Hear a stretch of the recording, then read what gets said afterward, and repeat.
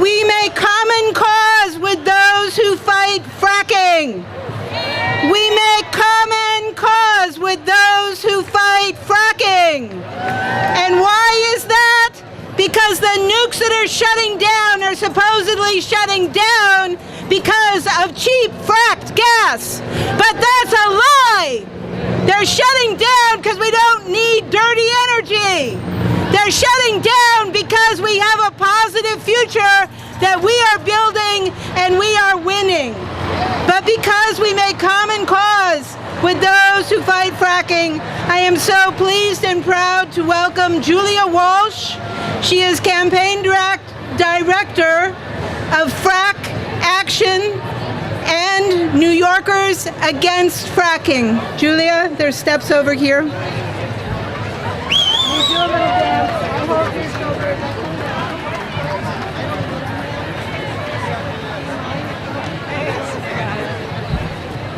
Hey everybody, thank you for having me here today.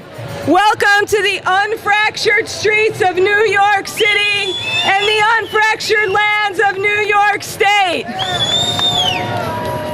I'm proud to say that I'm one of hundreds of thousands of active people who are in the anti-fracking movement in New York. And my organization, Frack Action, is one of hundreds of grassroots organizations that has sprang up to fight this beast.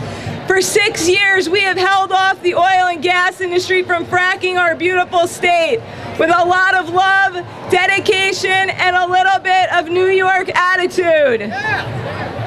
We, the anti-fracking movement, stand together with you today in the anti-nuclear movement because we need to work together to shut down every reactor, to shut down every fracked well, and create the renewable energy infrastructure and economy that can power our lives right now. Let today be the beginning of this collaboration. It has been known for many decades by the oil and gas industry that underground shale rock formations contain tiny pockets of natural gas or methane.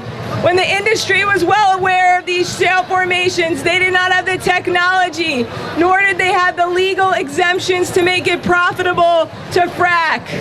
All that changed with the Bush-Cheney administration.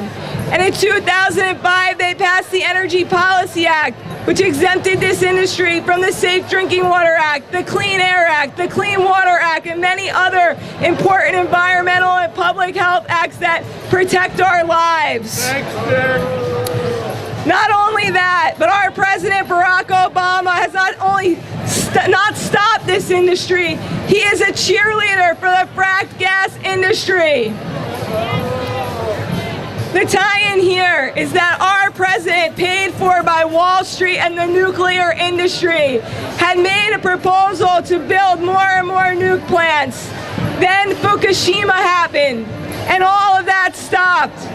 All of a sudden, we saw our president do a pivot to natural gas and fracking. So the chaos brought on by Fukushima created more chaos all over this great country for Americans now, living with fracked wells, poisoning their children, poisoning their families, and poisoning their communities. Our struggles are interwoven and interlinked.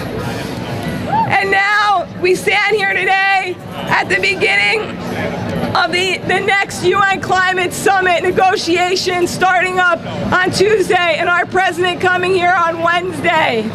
And we expect to hear more of the same from President Obama. But we need to stand together to tell him no, that the only way to solve the climate crisis is that we need renewable energy now.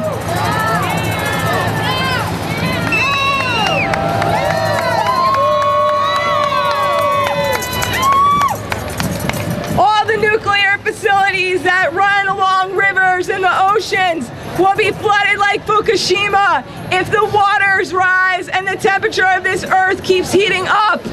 We need to do everything that we can to raise awareness about this so that we don't have hundreds of more Fukushimas in the next 20 years.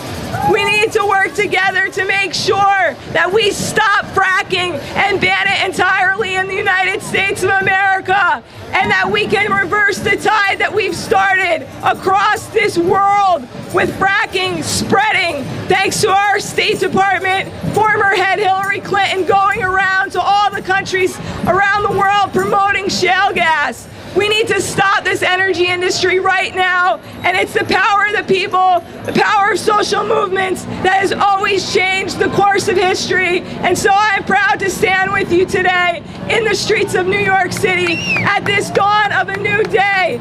May we win, and may we have an energy revolution in our